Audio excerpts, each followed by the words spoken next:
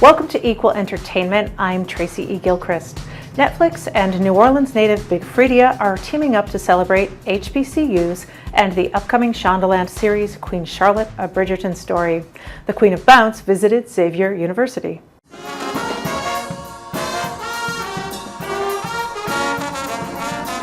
Netflix and Xavier University held a spring waltz for students. The celebration was a love letter to HBCUs and included several performances from various UXLA organizations. Big Freedia's high-energy performance brought the house down. The star spoke about the important message this show carries.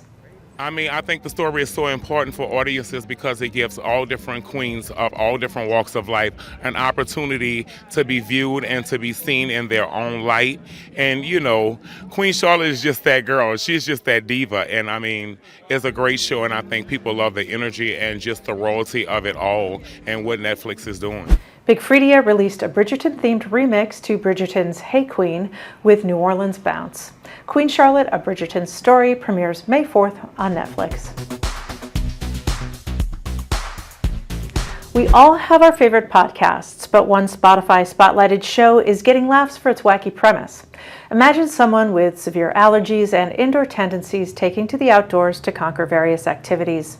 That's exactly what comedian Ivy Lee is doing with Fear of Going Outside. Season 1 was about taking on camping, and this season, Ivy is going hunting.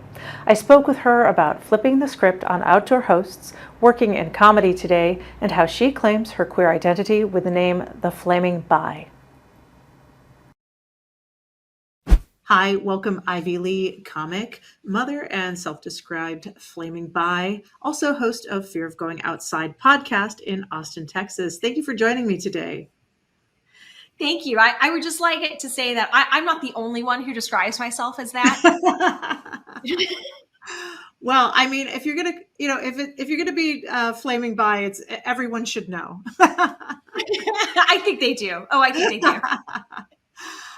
Would you talk a little bit about just your background to, coming into all of these intersections of your identity and career?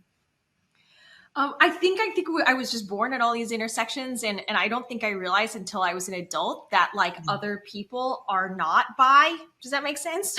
Because I'm actually from two really sexually conservative cultures, Vietnamese and Texan. We just don't talk about, a lot of people failed me along the way. Okay. I think I didn't really know until I was an adult that not everybody, what I thought was honestly that it was just a 50% chance. Whoever you fell in love with was who you marry. And then once you get married, then you can have sex. And that's how people know if you're gay or straight. And I'm like, is that how English works? I don't know. No one in my family speaks it, but here we are. And I came into comedy pretty late in life. I worked in a lot of different industries, like most elder millennials have, because we've been through a lot of economic recessions. And I actually came to comedy because I had a lot of trouble getting back into the workforce after my second child. I took some time off, to be with my kids and take care of their physical needs and what have you. And I just found it so hard to get back in the workforce that I really wasn't in a position to turn down career ideas.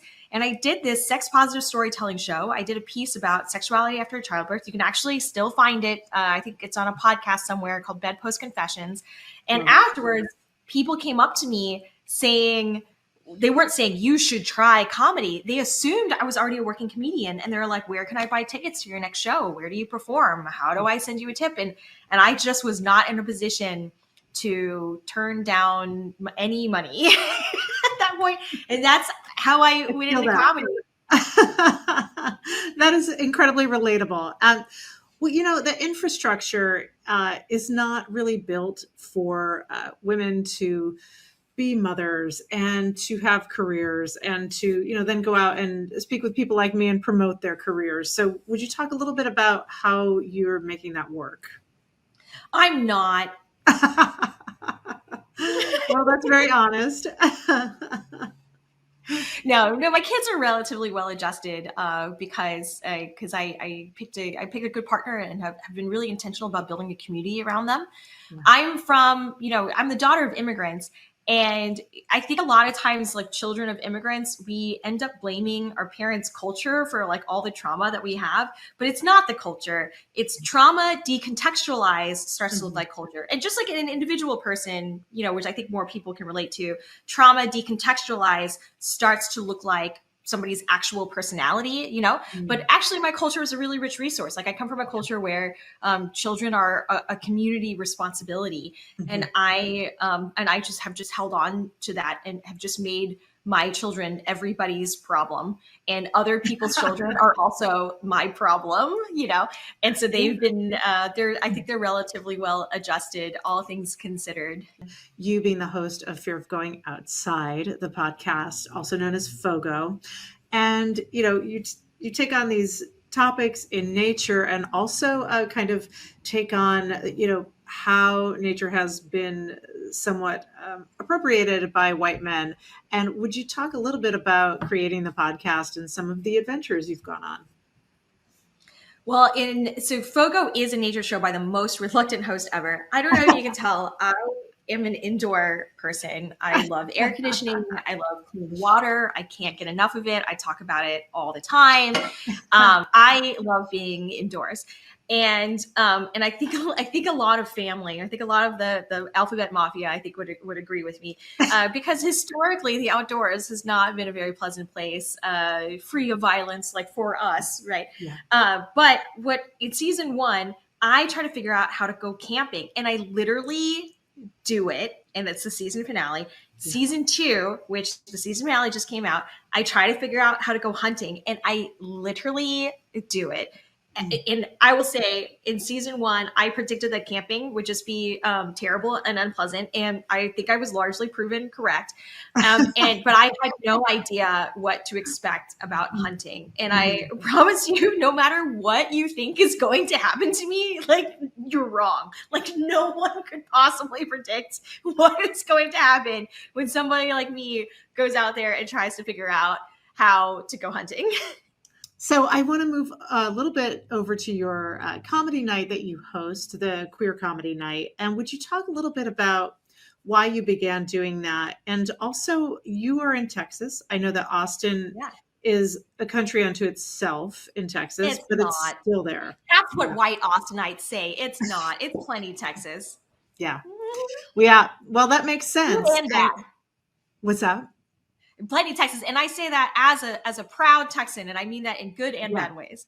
Yeah, for sure. Well, would you talk about the importance of having this queer comedy night and why safe spaces are so valuable and needed for queer people?